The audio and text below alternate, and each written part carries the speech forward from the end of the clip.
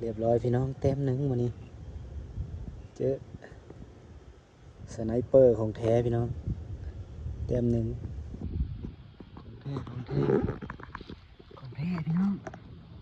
เต็มหนึ่งแล้วนี่นกเขาน้อยมีเจ้านกเขาพี่เลย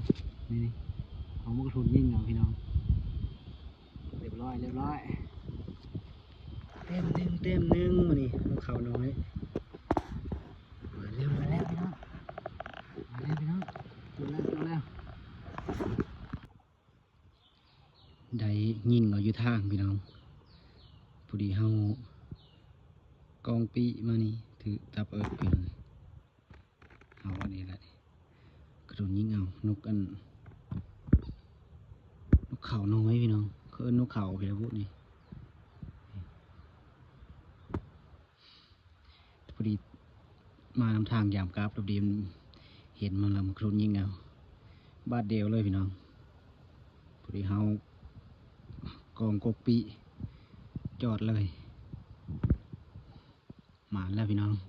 แต่พยายามกราฟมีได้ยักษ์โตมันนี่กราฟมีถือยักษ์โตพี่น้องนี่นะคะแนนแต่ได้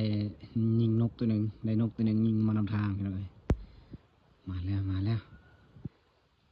นพี่น้องอันนี้เป็นนกพี่แล้วพี่น้องนกเขาพี่แล้วนี่ผู้เลิน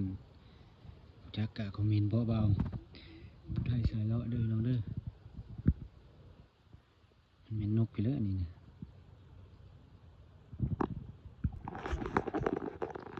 ยามกลับไม่ได้กลับพี่น้องเลยโอ้มันก็พี่จะเจือยได้เบิ่งในพี่น้องนะเต็มอาญาอยู่เอิกมันนะต้องพี่จะเจออะไรพี่น้อง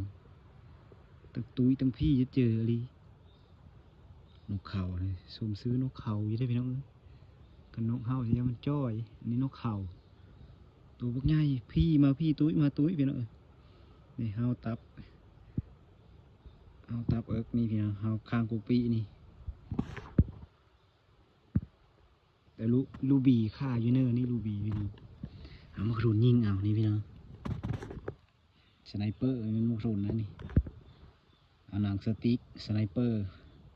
ยิงเอาไปลงบ้านเดียวเลยบ้านดบีดพี่น้องเลยบ่อยแล้วแหละปุ๊กแล้วมันตุกเสียงบ้านดังพี่น้อง